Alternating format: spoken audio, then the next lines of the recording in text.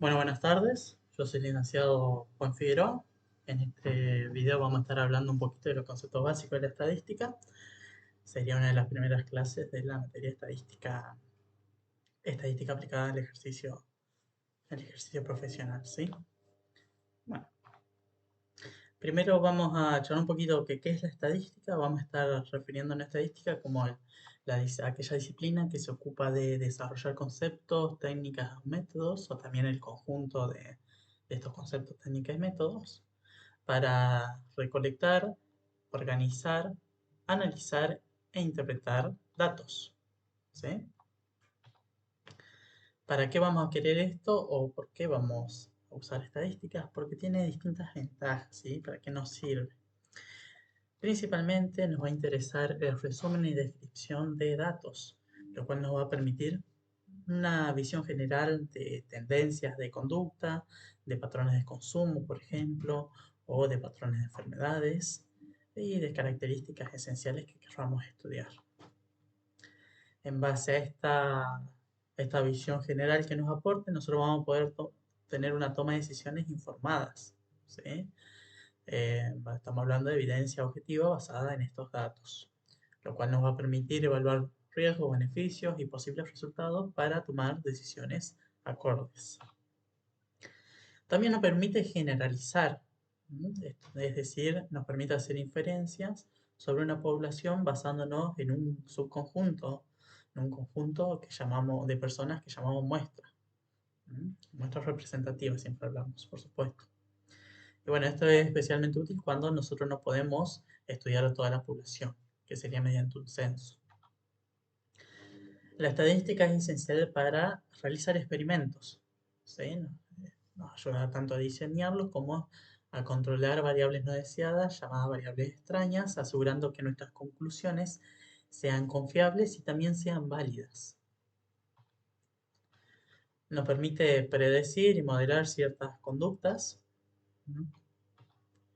También nos permite, mediante la estadística, nosotros vamos a poder hacer comparaciones de grupos, identificar relaciones, todas las cuestiones que aportan a la investigación científica en general. Por eso decimos que la estadística es esencial para la investigación científica. Desde que formulamos una hipótesis hasta que interpretamos, incluso más allá, incluso hasta donde representamos los datos. Por eso también es importante para una comunicación efectiva, ya que nos proporciona un medio claro y efectivo para comunicar estos resultados a través de gráficos, tablas y resúmenes estadísticos, facilitándonos la comprensión tanto para expertos como para audiencias no especializadas. Por último, esto que les mencionaba, que mediante la estadística nosotros podemos realizar un muestreo más exacto. eh, si nosotros queremos de alguna forma estudiar a toda la población, es muy probable que la gente que esté tomando la encuesta, mucha no esté bien especializada, entonces cometa varios errores. Así que conviene que poca gente tome la encuesta, pero una muestra representativa. Van a ser datos más confiables y válidos. Bueno, existen dos tipos de estadística.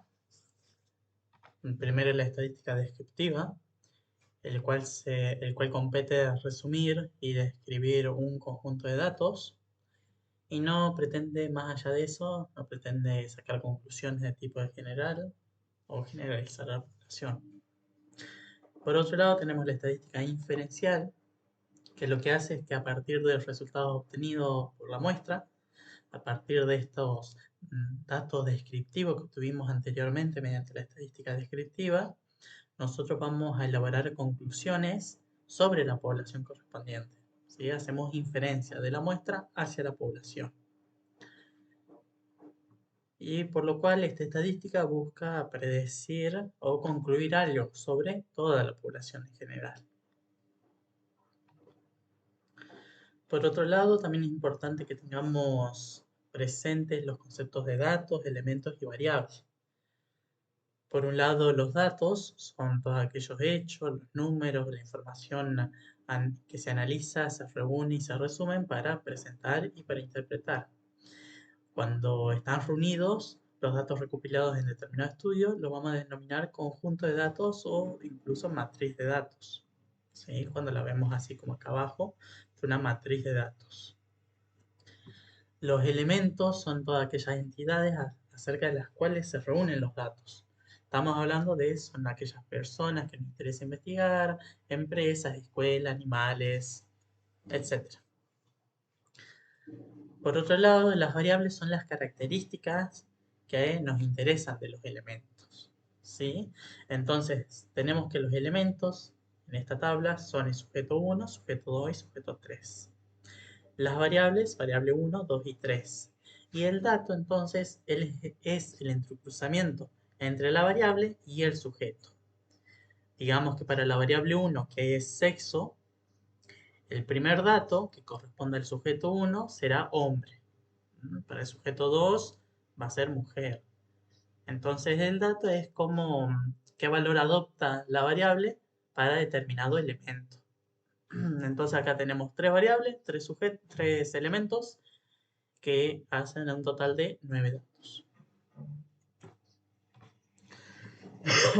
Para profundizar un poquito más sobre variables, vamos a estar hablando de que es una característica que al ser medida en diferentes individuos es susceptible de adoptar diferentes valores.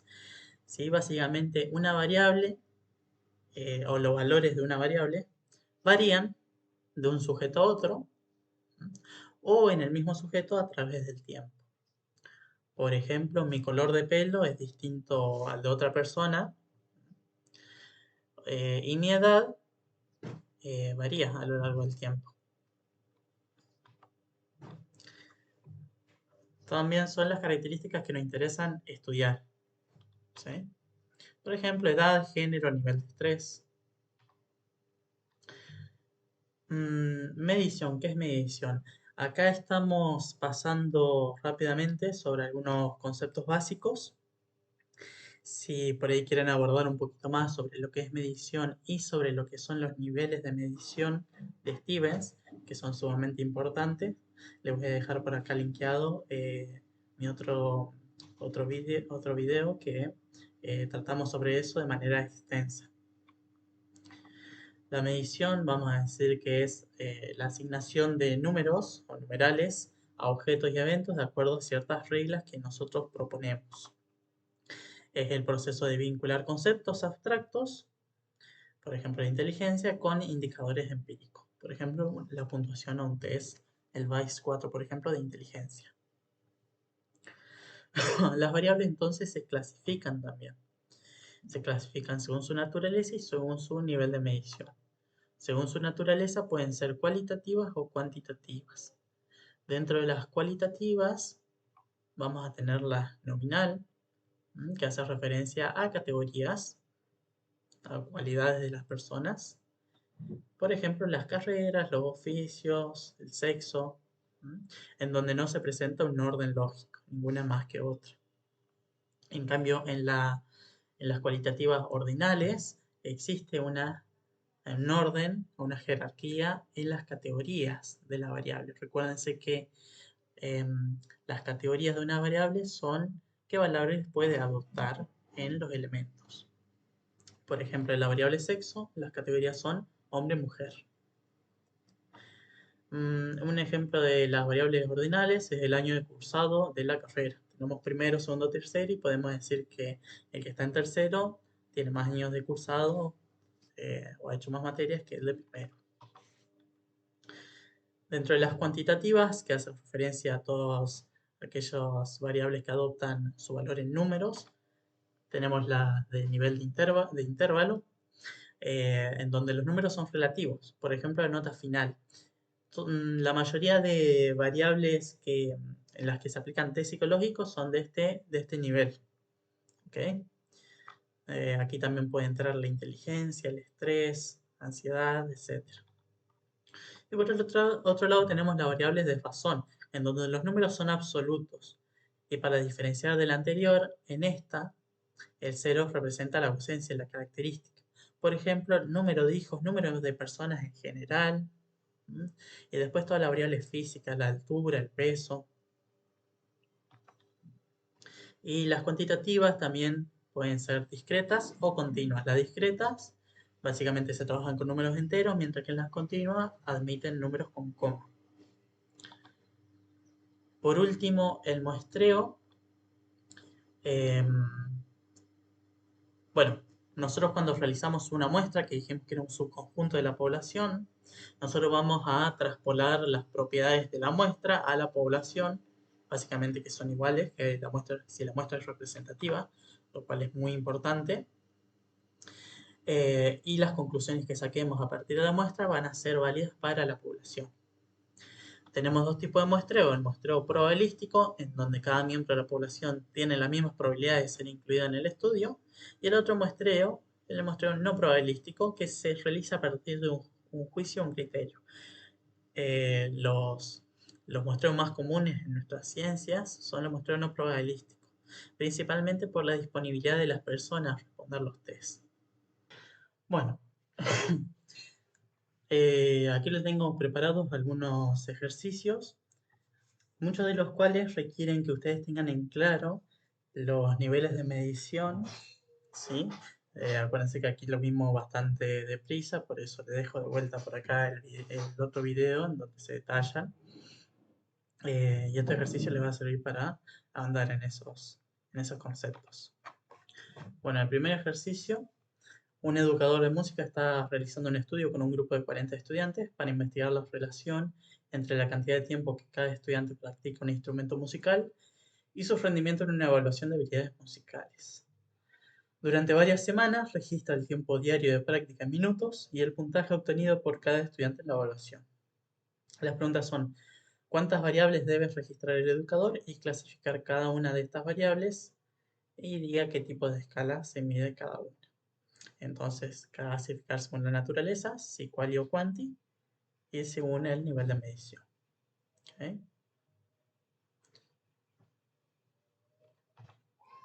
Bueno, tenemos que se debe, las variables con las cuales vas a estar trabajando va a ser el tiempo diario de prácticas en minutos, la cual es cuantitativa continua, y es de razón también.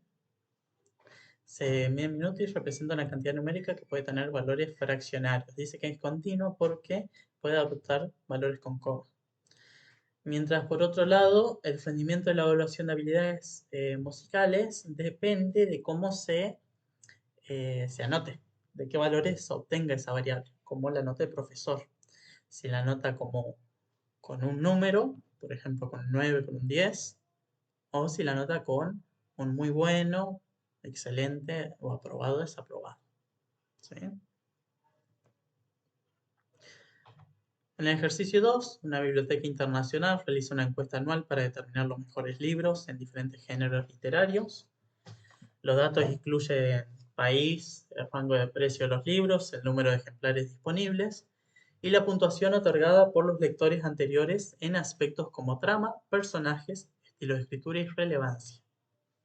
Bueno, aquí las preguntas son: ¿cuántos elementos hay en este conjunto de datos? ¿Cuántas variables hay? ¿Cuáles de estas variables son cualitativas y cuáles cuantitativas? ¿Y de qué tipo de escala de medición se utilizaría para cada una de estas variables?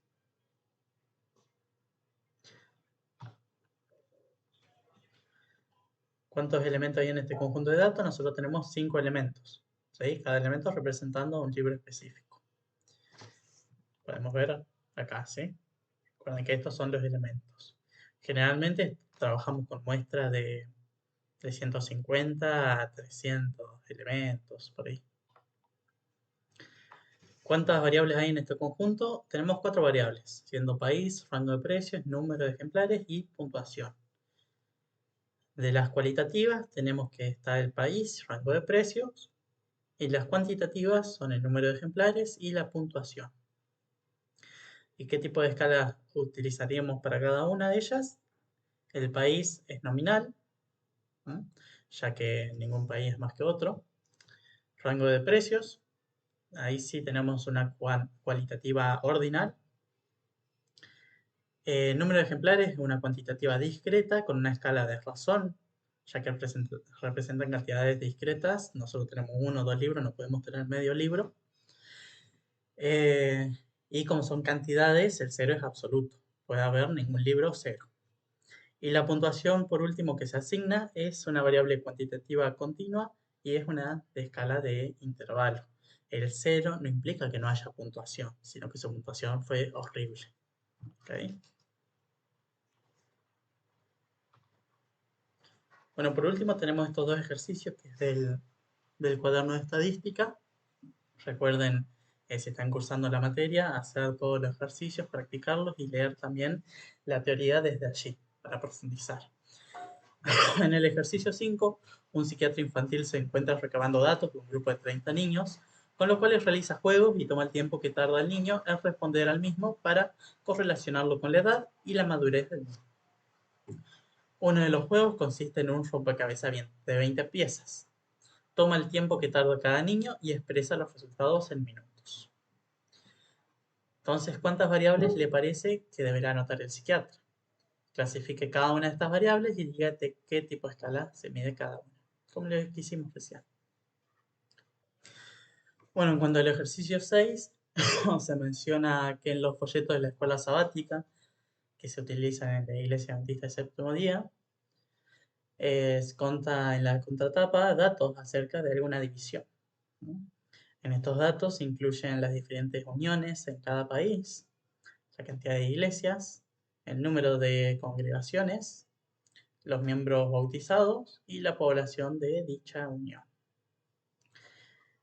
Aquí nos pregunta cuáles son los elementos, pero en realidad tendría que darnos una tablita, una matriz de datos para ver en cuántos de cada uno se repiten estas variables, que las variables si no las das. Ahora nos pregunta cuáles son estas y que las clasifiquemos. Entonces la respuesta para el ejercicio 5 es que las variables son tiempo en minutos, edad en años y la madurez. Y son cuantitativas de razón las dos primeras, y la madurez es cualitativa ordinal o cuantitativa intervalar, dependiendo del test. Como anteriormente las puntuaciones, dependiendo si tiene categorías como mm, adecuado, leve retraso, etc. O presenta números.